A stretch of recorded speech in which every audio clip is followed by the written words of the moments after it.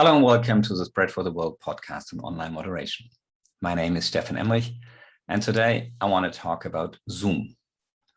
Well, this is not really an introduction into Zoom as a conference tool. There are plenty of great introductions on YouTube and even on the Zoom page itself. But I want to speak a bit about some more general aspects which might be interesting for all of you using Zoom within the CPS network. While I usually try to have the videos in a rather good quality and using a bit more sophisticated equipment, this podcast is purely recorded with the Zoom tools available inside the Zoom software. So that's why you also see me in front of this virtual background. That's something I want to start with before I come to a more structured introduction. So as I usually sit in my office when I do my work, my office is not really very inviting, I would say.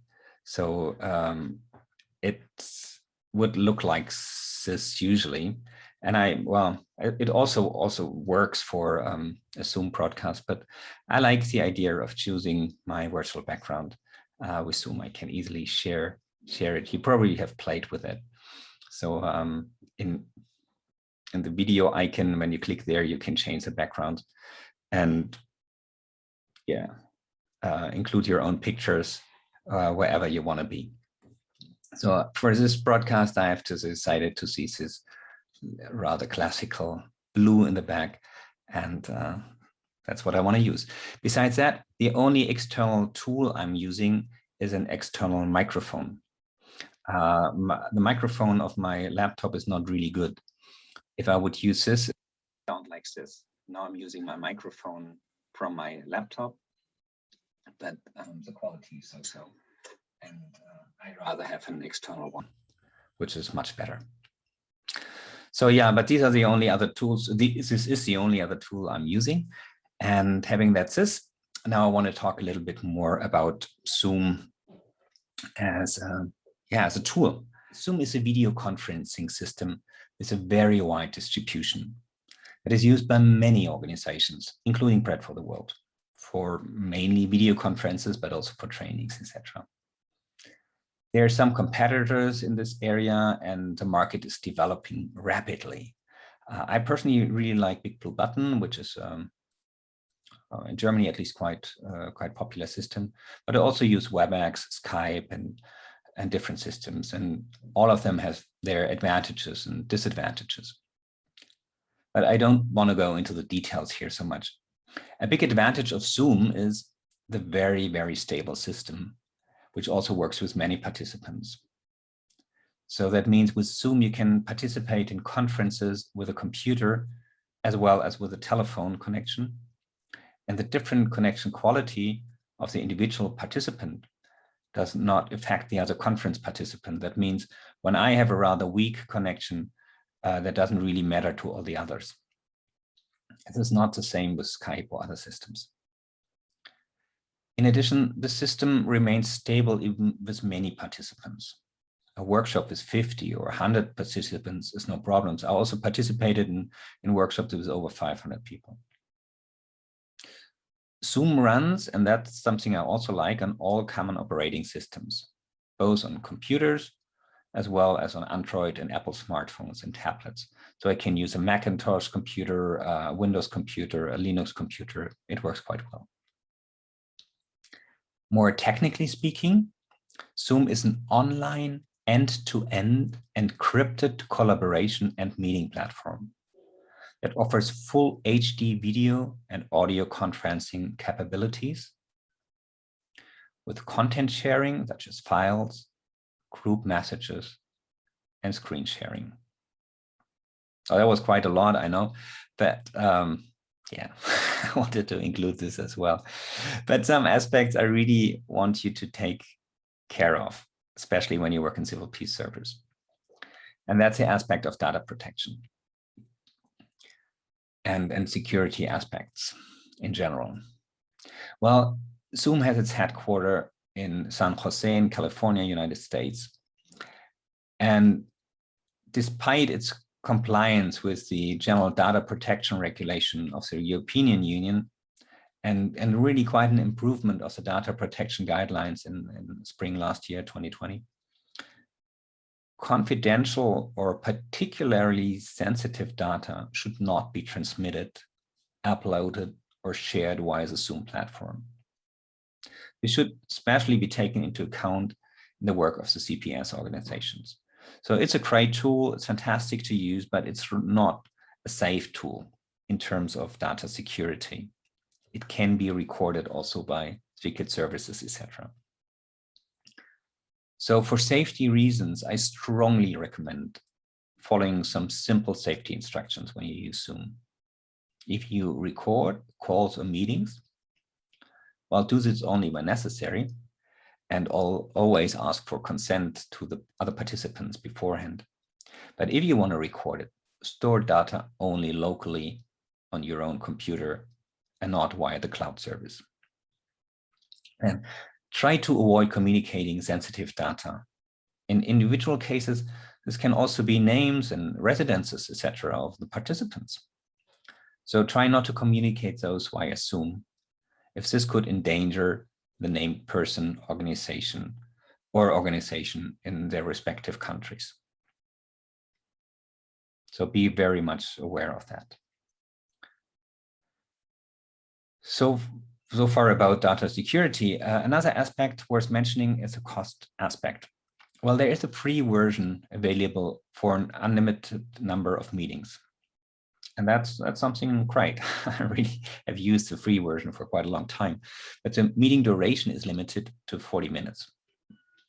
But what you can do is to have several meetings in a row with the same password, meeting ID, etc. So you tell the people, well, sorry, folks, 39 minutes are over. Let's just disconnect and reconnect again. Well, that works for free. However, there are some other limitations to the free function. For example, the use of group rooms, working rooms, or changing the host. These are things only possible in the full version, and that's by far not all. So it's worthwhile thinking about actually buying a full version. Maybe you can do that together with some other CPS partners. What I really like with Zoom, basically everybody who has access to the internet can use it with the appropriate technical equipment, but you don't need much really. A computer, a tablet, smartphone works. And the internet connection doesn't have to be so good if you switch off the video, and then you still can hear. If you don't have a computer and you don't have internet connection, you still can, and you have a landline telephone, you still can use this and at least connect to Zoom just with a normal telephone. Sometimes it does not really work well because I'm not in Wi-Fi or so. Then I just use my smartphone and call the number, and I still can be I still can participate in a workshop, etc. As mentioned before, Zoom works well with Windows, with Macintosh, and also with Linux computers. I think it's quite helpful if you have a reasonably up-to-date operating system. So with older operating systems, it might cause some issues, especially also because of the Corona crisis. They really have improved the system quite a lot, but they don't take too much care about the old Windows systems, for example. Well, when you use it, there's some hints I would like to give you. So some setting aspects you should think about when you start a meeting. With Zoom, as well as all other conference systems, you have a lot of options to control access and data security. They all have their advantages and disadvantages, so choose wisely. You can see that in, how's it called in English? There's this option where you can change all the different settings. Anyway,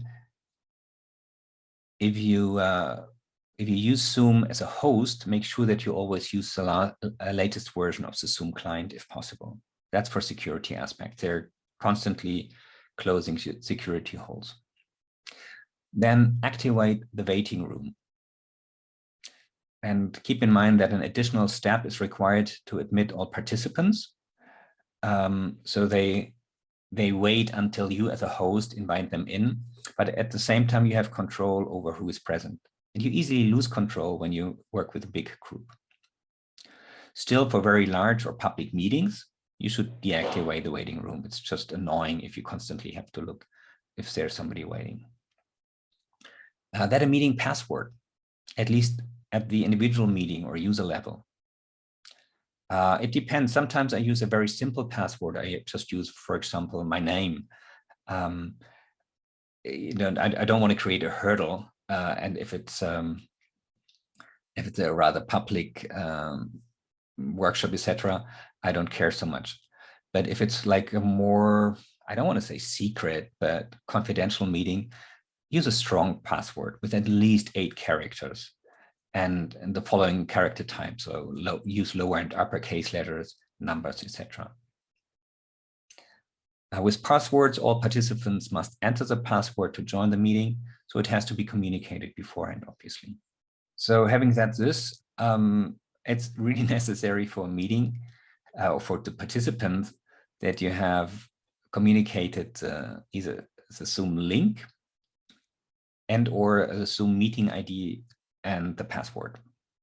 I usually then the idea and the meeting password together with the invitation a couple of days before the actual meeting. And quite often I also send a reminder right before the meeting because people tend to forget. Well, how to use Zoom, there are actually a lot of video trainings and further information available online. So I didn't want to create another one. On the Zoom website, as well as on YouTube, you will find a variety of introductory videos on Zoom and its individual functions. There you can find them in English and French and in all major languages, at least. There are not so many African languages available, but I'm sure there are some. So check it out. You'll find some links in the handout, which is also available here in the cloud, and also available in the show notes of the YouTube video. So thanks very much for listening, for watching, and yeah, I hope you can use Zoom in a good way yourself. And now you see how good the quality can be if you just use Zoom as a recording device. And as mentioned before, think about using an additional, an extra microphone, or at least test your own onboard microphone before distributing the video. Hope you enjoyed it. Thanks very much for watching, and yeah, see you in my next video. Bye-bye.